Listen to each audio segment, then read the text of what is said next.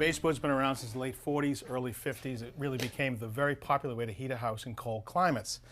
Now, it's a perimeter style of heat. The baseboard mounts on the outside wall, and heated water goes right around, so it's very comfortable.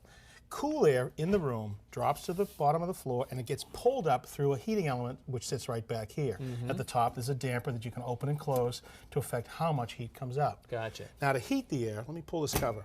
You can see boiler water is pumped through this copper pipe.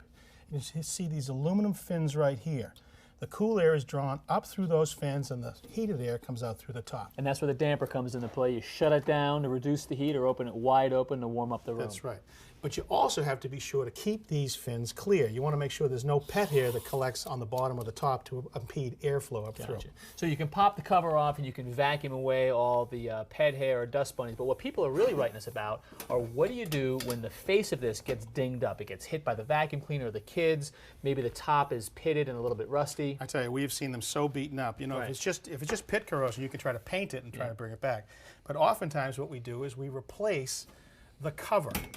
Now the element's going to stay right here, and they actually sell this. This is called a dummy, and it has no heating element inside of it.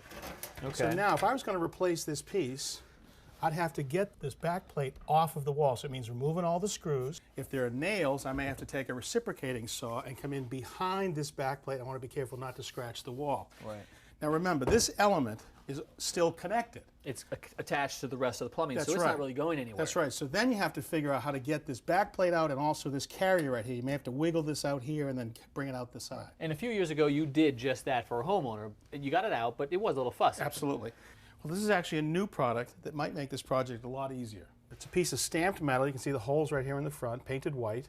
You see the return bend right there. And that can clip right over the existing back plate, so you don't have to change it all out. Look at that. It covers it up nicely, a couple of end caps to dress it up. Yep. And it's a modern look.